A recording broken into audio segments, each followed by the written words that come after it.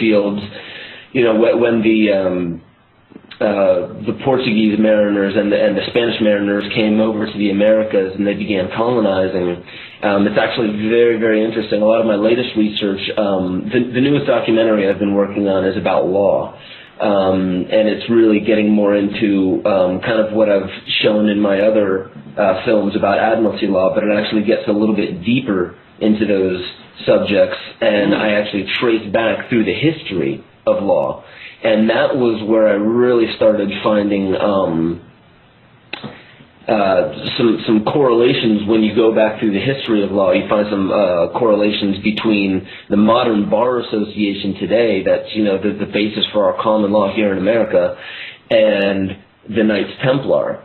And then how the Knights Templar were obviously, you know, killed off in the I guess it was the 1300s. A lot of them were killed off, and a lot of them were forced underground. In France, they were obviously killed off. In England, they were really just, they were brought to trial. Many of them found not guilty. And then, and in Portugal, they actually went from the Templars of Tomar, I believe it was, and they basically just changed the order, the title of the order, into the Order of Christ. And from there, a lot of that money that was originally in the hands of the Templars, a lot of that money then went into the Order of the Christ.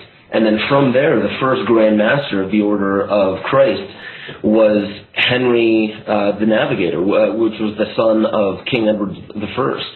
And that's when you actually start getting into it. You find out that a lot of those navigators, he's the one who set up the School of Navigation, or the School of Navigators, and that started the long campaign of all of the mariners finding the new Americas, navigating through that school, which was another form of it was in some way, shape, or form a secret society in and of itself, because it trained a lot of the individuals that came over into the Americas, because then, surprise, surprise, his successor as Grand Cross was Prince Ferdinand. So, and we all know about, you know, Ferdinand and a lot of a lot of what happened later, or just maybe 100 years later, 100 to 200 years later, over in South America. You know, that's why in Brazil they speak Portuguese. That's why, you know, in Peru and many of the other places they speak Spanish, because of the Spanish and the Portuguese mariners set up through this school. They were funded by the same money that came from the Templars, and that was how that kind of fed into the Americas. But back in England at the same time, what you actually find is right after the Templars had the Inner Temple and the Middle Temple out in London, and there was a Temple Church attached to it. And that still exists today. When they were kind of forced underground, and some of them were accepted into the Knights Hospitallers, what I was doing a lot of, this is where it gets into the law that I was looking at. When you trace back law, especially common law, back into England or Great Britain, what you find is that in London, all common law comes from what you hear about, like the Bar Association. We have the American Bar Association. There's bar associations everywhere. Almost every single in every single Commonwealth, you'll find a bar association. Well, that all goes back to the 4 Inns of Court in London, which is Gray's Inn, Lincoln's Inn, the Inner Temple, and the Middle Temple, which are these 4 Inns of Court that resides in London. And that is where the current form of law all comes from. And that it's the same, the latter two, the Inner Temple and the Middle Temple, is where the Templar actually had one of their main headquarters. So it's kind of interesting how all of this ties back into these ancient conquests, these religious conquests. And that's kind of where my research has been leading me lately.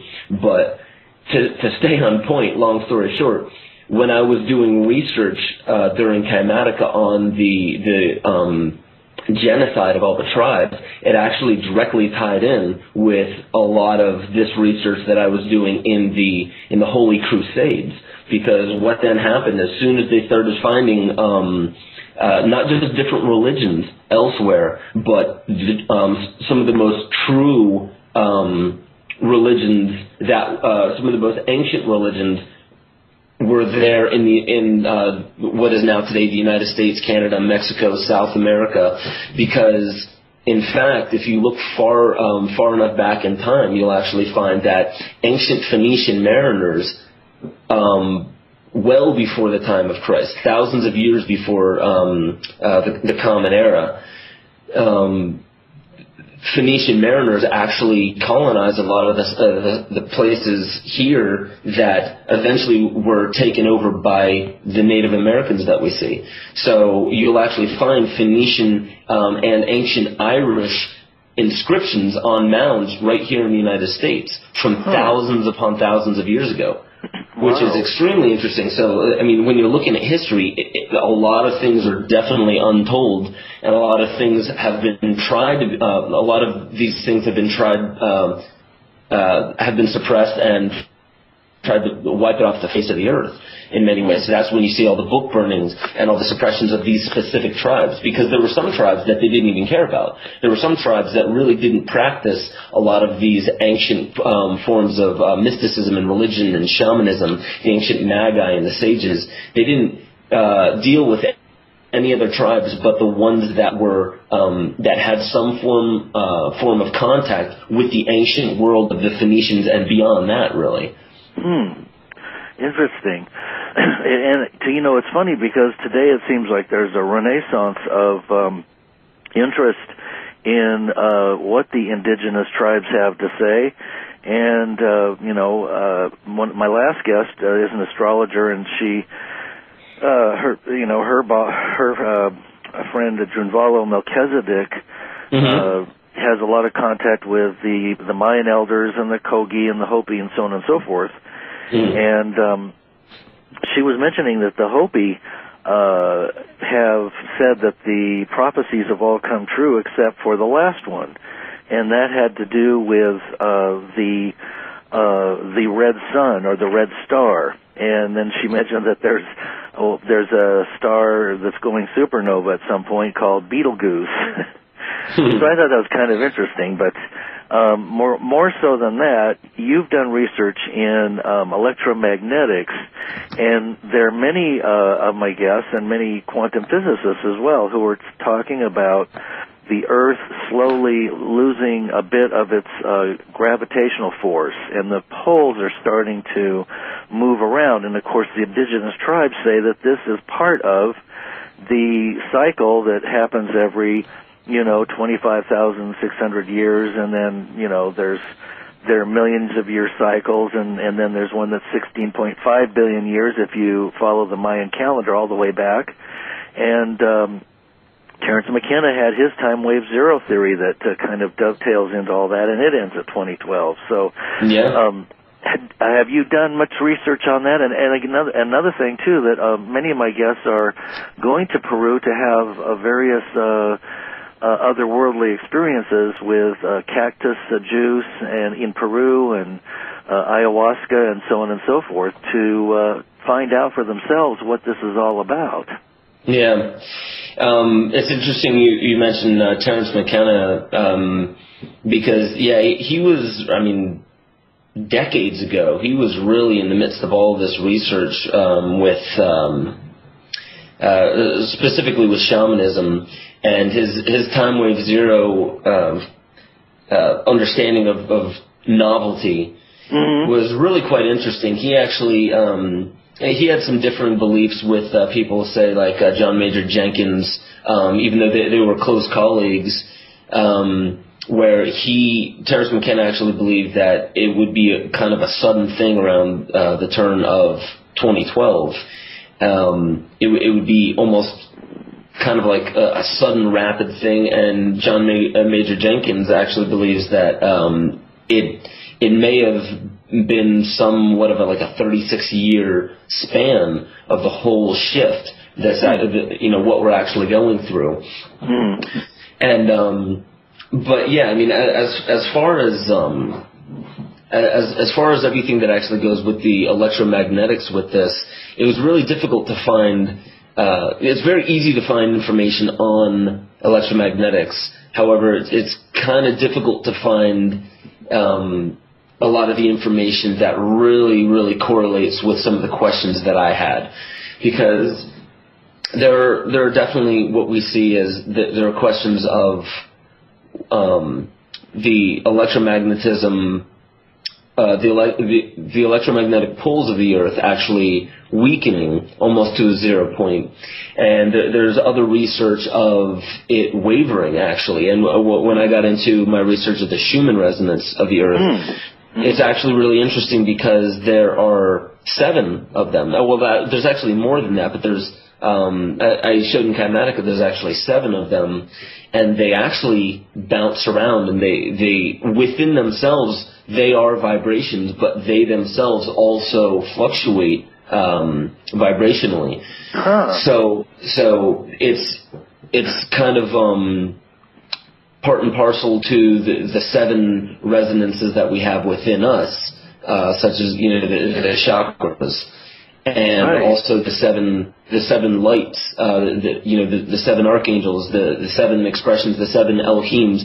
And what I mean by 7 lights, I meant the 7 colors that you would get if you were to force pure white light through a prism. You get the 7, the whole spectrum, the 7 colors. And what's interesting about that is where I was actually getting into a lot of the newer work that I've done. If you look at the tree of life, or the Kabbalistic tree of life, you'll have the Ein Sof Or above the tree of life, which is that unlimited light. They call it the absolute. And that light, once it starts its descent through the tree of life, it first hits the supernal triangle. And it's interesting that they use a triangle. For one, there's a trinity there, and you see the trinity within every single religion. And the trinity always has to do with creation, maintenance, and destruction. No matter what it is, it always has to do with that creative force. And what's interesting about that is it's above that is Ein Sof Or, and right below it is the supernal triangle of Keter, Chokmah, and Binah, and then below that are 7 spheres that go all the way down to Malkut, which is the kingdom, the physical world. And that right there is one of the most ancient depictions of light, with the Ein Sof Or, the unlimited white light, that pure white light being forced through a triangle or a prism, that supernal triangle, and there being 7 different expressions. So within those 7 lower spheres, below the supernal triangle, what you find is those 7 expressions within us, which are the chakras. And that was why I got into where you find 7 there's 7 chakras, 7 continents. There's the 7 Elohim. There's 7 endocrine glands within us, and it's really interesting. This number 7 keeps on showing up in things that are very relevant to these forces within us. And we actually go back and looking at alchemy, and you see these 7 planets. From the moon all the way to Saturn. Those 7 planets that have 7 different metals attributed to them, 7 different colors attributed to them, and those aren't just random. It's very important to understand how they actually, what the occult significance is of all of them. So how this all ties in with electromagnetics is it's all vibration, it's all an energetic force. And so this is when you and I were talking previously about there being agents or disciples of light and agents or disciples of dark. It's really interesting because that is the thesis of KYMATICA. KYMATICA is that dance between matter and vibration, the active principle and the passive principle, the masculine and the feminine. And the one thing that I alluded to, but I didn't actually come right out and say in KYMATICA, is that it all comes back to electromagnetics, because there's these 3 forces. You have the positive force. This is the reason for having an alternating current. You have your positive, or your active, and you have your passive. And there's always that third force that's really the mystery between every trinity that you see. It's always that third force, and that's the equilibrating force.